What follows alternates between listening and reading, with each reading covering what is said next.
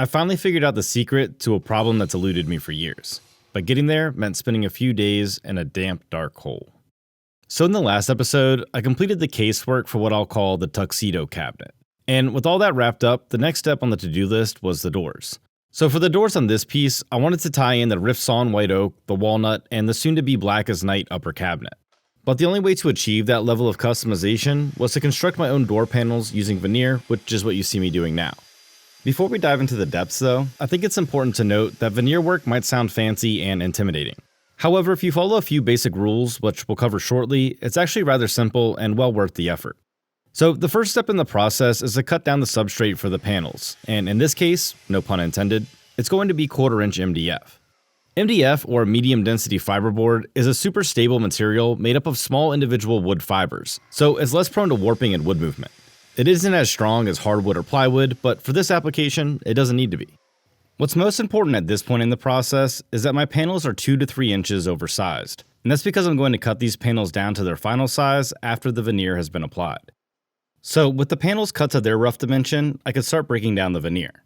Now, as I mentioned earlier, I'm going to be using both walnut and white oak for the veneered panels. The walnut is paper backed, so it comes on one large roll that needs to be trimmed down. Now, when working with veneer, it's important to veneer both sides of your substrate to prevent warping and curling as the glue dries. So in this case, the walnut veneer will end up being my balance veneer, or the back side of my panel. And what I'm doing here is trimming that down into more oversized sections. These pieces are larger than my final panel size, but not larger than my MDF.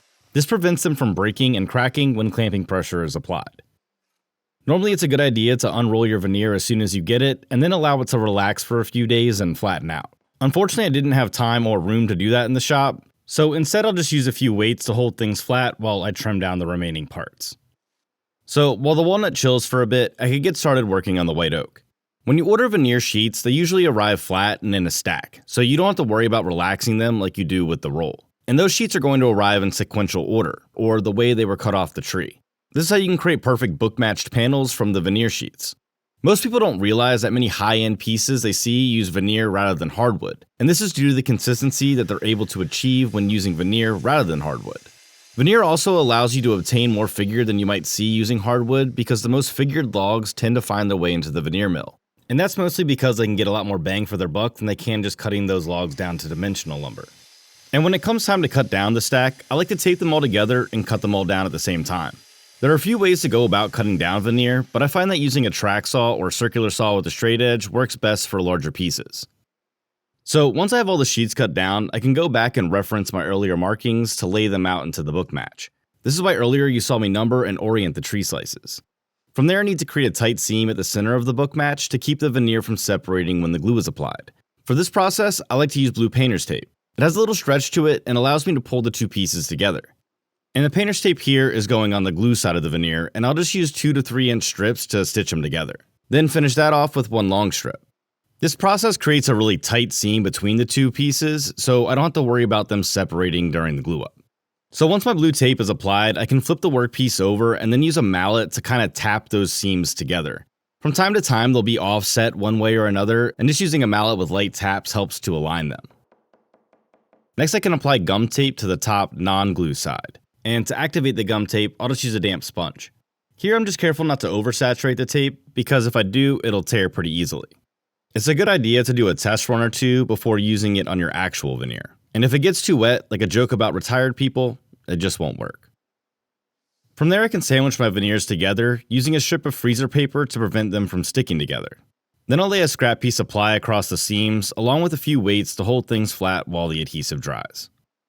Now, the next step in the process is to go ahead and set up the vacuum press, and to save us some time, I'll just snap my fingers. I wish that trick worked for my taxes too. But anyway, next I needed to give all my MDF sheets a really light sanding. I'm not looking to dimension these down at all, I just want to remove any rough spots. And with the adhesive from the gum tape dried, I could go back and remove all my blue painter's tape. When you are taking painter's tape off the backside of the veneer, just be careful that you don't pull too hard and disrupt that seam. We have the gum tape on the other side that should hold things together nice and tight, but you still want to be kind of gentle with it. Next, it was time for the glue up. And it's really important to only apply glue to your substrate when working with veneer. If you try to apply it directly to the veneer, it's going to curl and cause a ton of problems. This is one of those simple rules I mentioned at the beginning of the video, and it might be the most important one. When applying the glue, you don't want to go overboard as you don't want to cause bleed through on the veneer. Instead, you want an even, thin layer that you can spread using a brayer. This is a feel kind of thing, and as you do more veneer work, you'll find that Goldilocks zone. I find that using blue tape to hold the corners of the veneer in place works best to keep the sheets aligned, but if they aren't aligned perfectly, don't stress it, that's why they were cut oversized. Another thing to consider is the type of glue you use for veneer. Here, I'm using cold press glue that's designed for veneer work. It dries harder than traditional PVA glues, which causes less creep in the veneer over time. Now, with that said, I've also had great results using traditional PVA glue, so if that's what you got, just go ahead and use it. From there again, I'll toss a couple sheets of freezer paper on top and throw it into the press. Now, because I have 6 panels to make, I'll go ahead and repeat that same process for the next one, so I can clamp 2 panels at one time. Now, if this is your first time using a vacuum press, I wouldn't go for 2 panels at one time just because it can add to the stress levels. Instead, do one at a time until you're comfortable. And when it comes to a vacuum press, I just want to say that you don't have to have the fancy setup that you see here. A vacuum bag for $10 from Amazon will probably work just as well when getting started. Another option is just to use a flat sheet of plywood with some clamping cauls. Just make sure those cauls are curved so that you have even clamping pressure across your sheet. And all that's to say, don't let the setup deter you from trying out veneer work. It can get expensive, but it really doesn't have to be. And yeah, the process is super satisfying. And if you're finding this video satisfying, be sure to like and subscribe. It allows the video to spread to more people, and I greatly appreciate your support.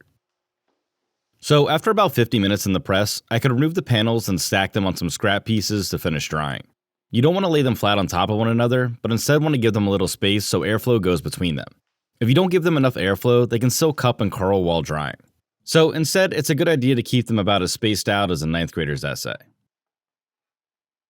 Now earlier I mentioned that it was best practice to use a track saw when cutting down large sheets of veneer. But when cutting out small strips, I just use a veneer saw.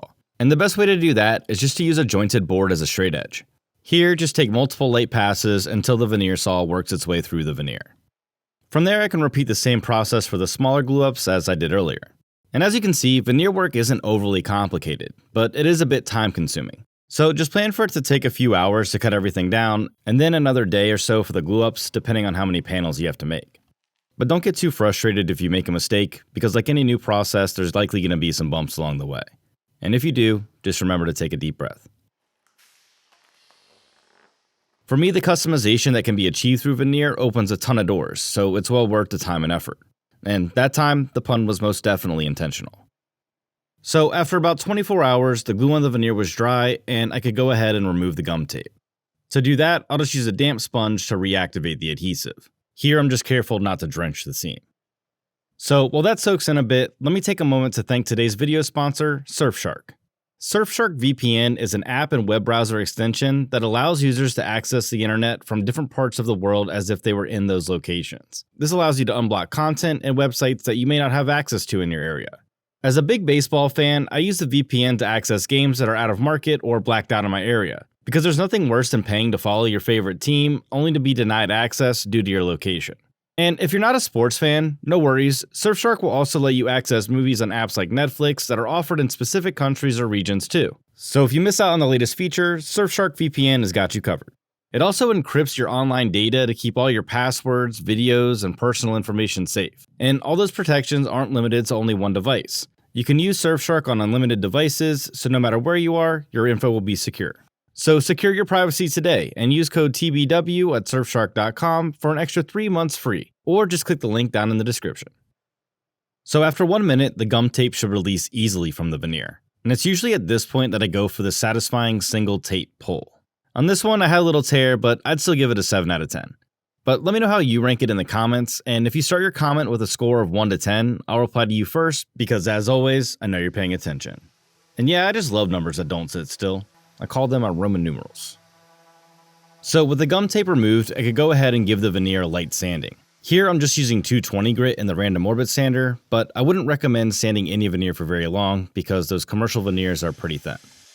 Next, I can trim down what would become the top edge for all my panels. And I'm only trimming one edge now because I'm going to trim these down to their final dimension once the door frames are assembled. And speaking of the door frames, with the panels all wrapped up, I could get working on those next.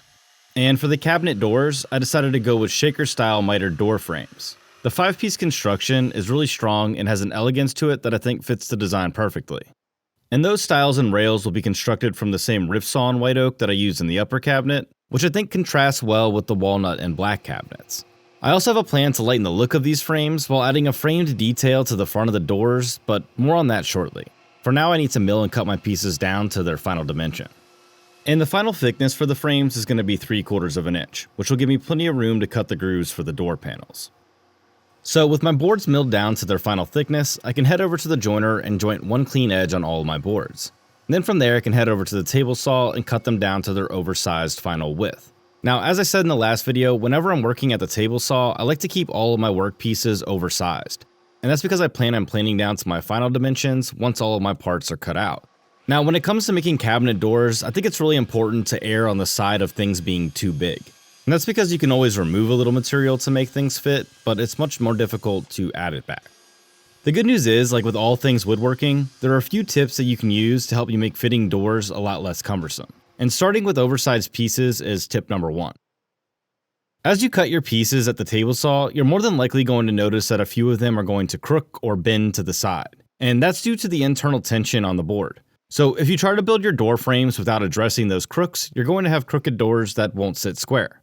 Since all my work pieces are oversized though, I can use a hand plane to flatten those curved pieces and not have to worry about compensating for it later on. This makes the whole process a lot less frustrating, as chasing down an unsquare edge is about as annoying as my job as a doorman.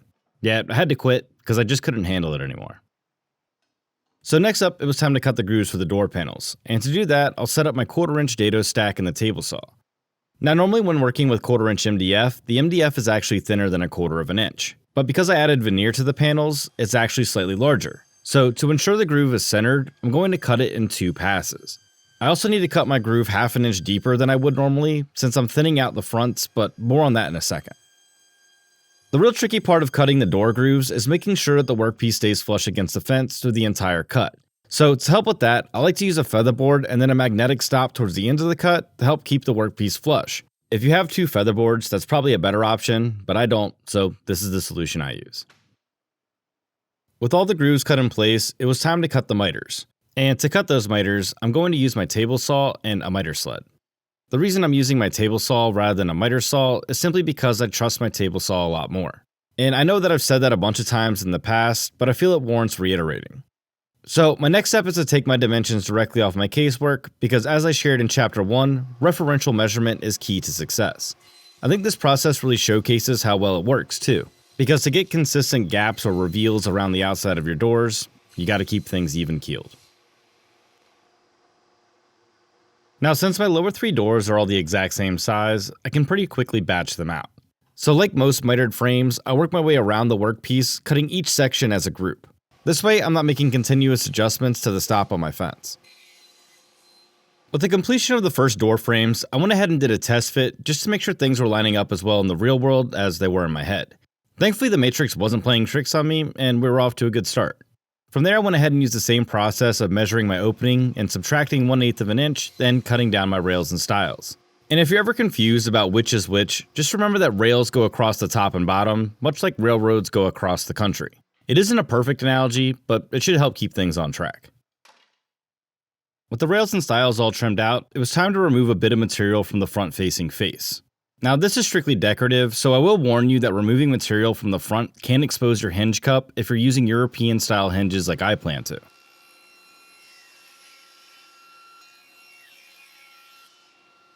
Now going into this process, I knew that was going to be an issue, but I have a workaround that I'm going to show you in a moment. I'm not a huge fan of the 2-inch thick frames, so I decided to reduce it by 1/2 inch on the front side only. This leaves plenty of structure on the back side for the hinges, but reduces the overall visual weight from the front. So with the front slimmed down, it was time to get to work trimming down the panels. To find those measurements, I just used a rule, or as my son calls it, the king of all school supplies, and just measured the length of the groove from miter to miter. Then from there, I could just cut down the panels. Now, I won't lie, I triple checked each of these cuts because at this point, it would really suck to go back and have to make these panels again.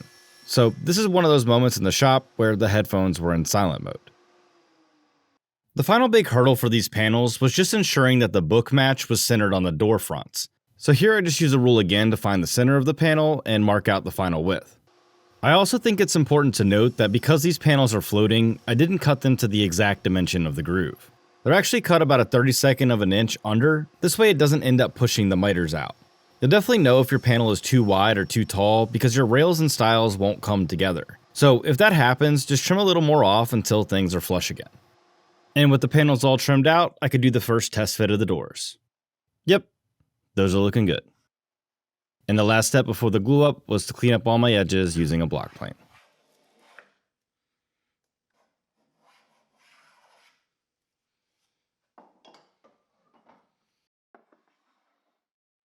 From there, it was finally on to the glue up.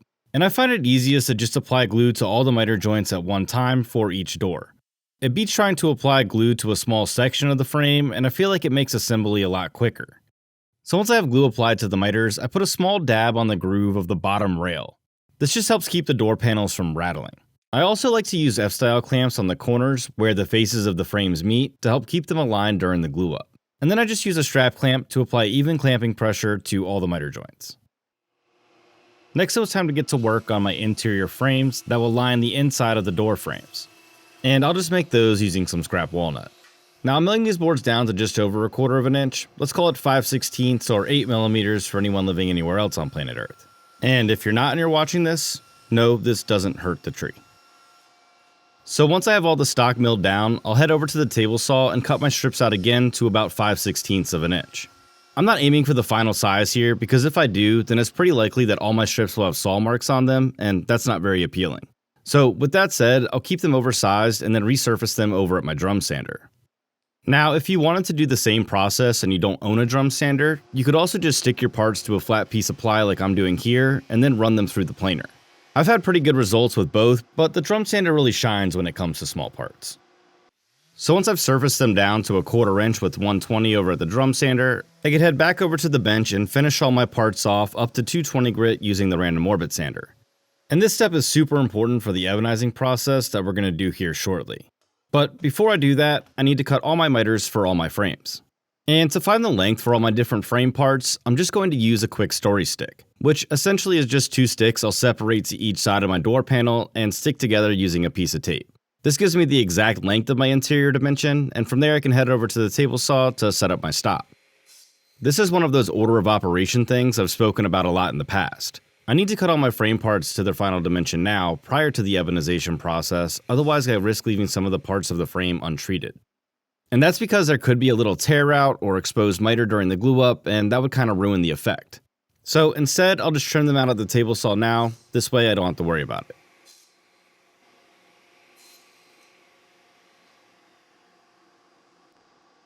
And this process is essentially the same as the door stiles and rails. I'm just going to work my way around the frame for each miter one at a time. I also think that leaving them slightly proud is a good decision because it adds a little bit more visual interest. The only downside of doing it this way is that I need to keep track of where all the parts go, as some of the strips are a hair shorter or a hair longer than the others. From there it was over to the bench to finish cleaning up the remaining parts in preparation for ebonizing. And since I'm ebonizing all these parts, it's really important that they be finished ready now, because once the ebonization process has taken place, there's no real way to go back and resand or replane any of the parts. So with everything prepped, it was time to get to the ebonizing. Now, the first step in ebonization is to make your iron acetate solution. To do that, you're going to mix equal parts steel wool and white vinegar. And you're going to want to do this at least 2-ish weeks ahead of time so that there's plenty of time for the steel wool to dissolve. Once the steel wool has had some time to soak, you're going to want to strain the solution. I just use a sieve and a coffee filter, which takes a while but works really well. From there, we're on to the second secret sauce, which is key to getting those jet black results. And that solution is a tea made from quebracho powder. This tea really brings out the natural tannins in the lumber, resulting in consistent blacks across the entire piece. And you don't really need much, only about a tablespoon per pint, and a little bit goes a long way. And I like to separate them into 2 plastic squeeze bottles so I don't mix the solutions. Just make sure you label them better than a typo on a tombstone. That's a grave mistake. The next step is to apply the 2 solutions. Now the application of the solutions is important to the success. So what you're first going to want to do is apply your quebracho tea and let it soak into the wood. You don't want to oversaturate your workpiece, but you want to make sure there's enough on the surface that the liquid can work its way into the grain. If you're having issues, I've also had good results by putting a little denatured alcohol into the solution to help break the surface tension. And that's more important on the white oak than it is on the walnut, but it works well for both. So once the tea has had a bit of time to absorb but is still damp, you can go ahead and apply the iron acetate solution. You should see a pretty instant change in the color of your lumber. And this process works for any lumber that's high in tannins, so that's going to be oak, walnut, cherry, and mahogany. Some others will work, but you'll have to do some testing to see what kind of results you get. So once you've applied the two solutions, if you don't think it's quite dark enough or you can still see the grain, you can go ahead and repeat the process again, which I did on this piece. But if you're satisfied with the results, the next step is going to be to either lightly sand or just wipe your workpiece down with a shop towel. There are small iron fibers that are going to be left on the surface, and those will act as a kind of sandpaper when you're wiping it down with a shop towel. But when working with white oak, I've had best results by lightly hand sanding with 220 before moving on to the shop towel, and that's because it allows the iron dust to get deep into the grain. At that point, if you're sanding, you can go ahead and repeat the whole process again of applying both solutions, wait until everything's dry, and then wipe down with the shop towel. Remember at the start of the video I said it was a damp, dark hole? Yeah, this process takes a while, so plan for at least a day or more. After everything's dried for a few hours, you're going to want to come back and rinse off your project using just the tea. This will remove any of the iron shavings that remained on the surface when wiping down with the shop towel. It's also at this point that things will start to look a bit more burnished, so be careful you don't go overboard. Finally, once the tea has dried, you can wipe everything down with a water rinse. This will remove any residue from the tea and leave you with a rich, dark black surface. Now, I know this process takes a while and seems a bit cumbersome. And I won't lie, it kind of is. But the end results are the most beautiful deep blacks that I've ever achieved from ebonizing. And just know that I did try a bunch of other techniques on the white oak, including India ink and transcend dye, but those results were way more inconsistent and less vibrant than the ebonizing. Once the parts were completely dry, I could move on to gluing in the panel frames. I was pretty nervous about this step, to be honest, because I didn't want to get any glue squeeze out on the veneer or on the now ebonized frame parts. So with that in mind, I taped off the stiles and rails, so if there was any squeeze out, I wouldn't have to go back and sand in those areas.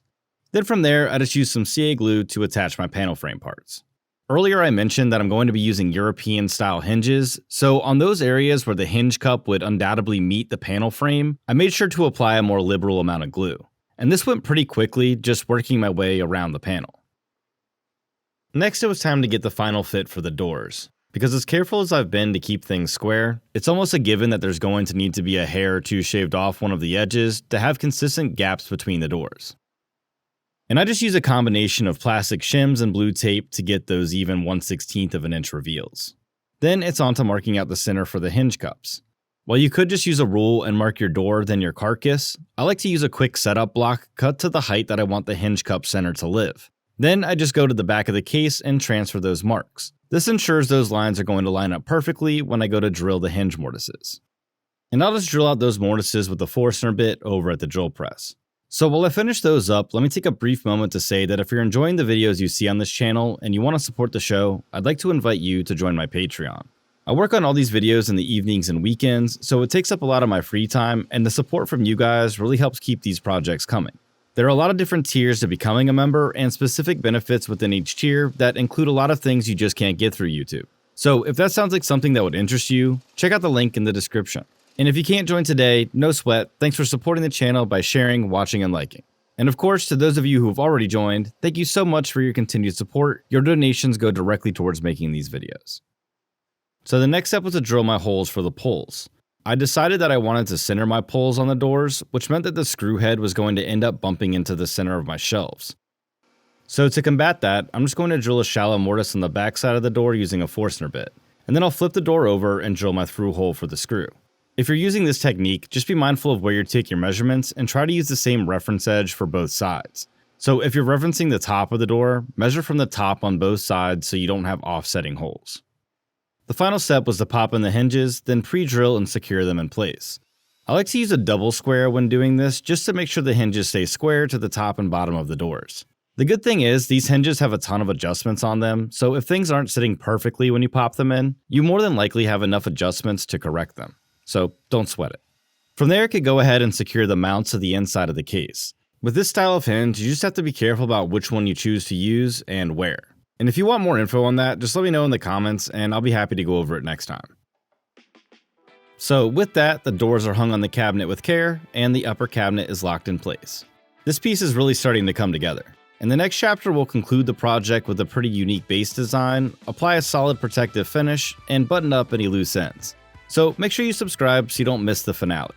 Until then, check out this video next, and like always, I knew this would work, and I'll see you next time.